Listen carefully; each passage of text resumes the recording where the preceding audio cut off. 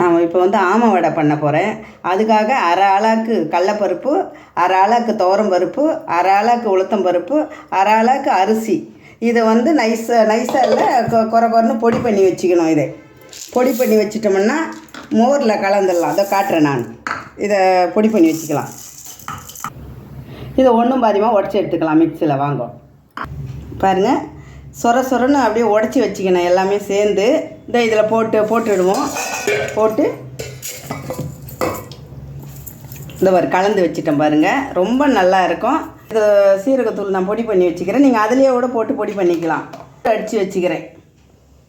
மோர் தண்ணியாக வீட்டில் இருந்த மோர் தான் பாருங்கள். அப்படி போட்டு கரைச்சி வச்சுருவோம். இதை நல்லா ஊற போட்டுருவோம். இட்லி மாவு ஊற போடுற மாரி தான் இது. ஒரு 1 ஹவர் 2 ஹவர் வந்து ஃப்ரிட்ஜில் எடுத்து வச்சுடுங்க. தேவையான உப்பு போட்டுக்கலாம். நாளைக்கு தான் இதை செய்ய முடியும். ஆமை வடை உப்பு போட்டுடுறேன். இதில் உப்பு போட்டு கலந்துக்கலாம். மோர் நாளை காலையில் சுட்டு சாப்பிட்டா சூப்பராக இருக்கும். இதை தேங்காய் சட்னி வச்சுக்கலாம். அதனால் வெங்காயம், பச்சை மிளகாய், கருவேப்பிலை இப்போ வதக்கிடுறேன். அதை எடுத்து கொட்டிடலாம் வாங்க. நேற்று அரைச்சி வச்சு வந்து அடை மாவு இது ஆமை வடை. இப்போ வந்து துருவி வச்சுக்கிறேன். ஒரு மூடி தேங்காய் எடுத்து இதை போட்டு இதில் கலக்கிக்கலாம்.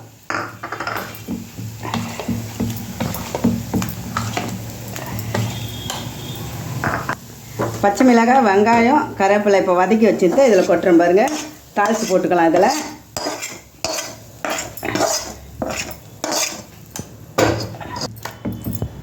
நல்லா கலக்கலாம். அடை ஆமாம் அடை. ஸ்டவ் பற்ற வச்சுட்டேன். கடாய் வச்சுருக்கேன். கடாயில் தான் ஊற்றணும். ஆமாம் அடை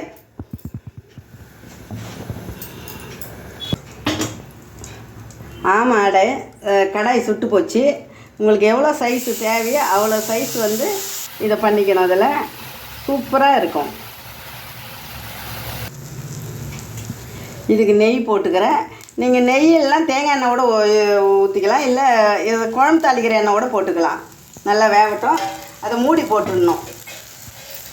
இதை மூடி போட்டு சிம்மில் வச்சிடணும். ஆமை வடை நல்லா வெந்துடுச்சு. நம்ம எடுத்துடலாம். ஆமை அடை ரெடி ஆகிடுச்சு. இந்த பாருங்கள். இது தட்டில் போட்டு வச்சுக்கிறேன். தேங்காய் சட்னி, கட்டி சட்னி மாரி வச்சு தொட்டு சாப்பிட்டா, கார சட்னி வச்சா சூப்பராக இருக்கும். இது ஆமை அடை. ராணி கிச்சனை பாருங்கள். லைக் பண்ணுங்கள், ஷேர் பண்ணுங்கள், கமெண்ட் பண்ணுங்கள். வணக்கம்.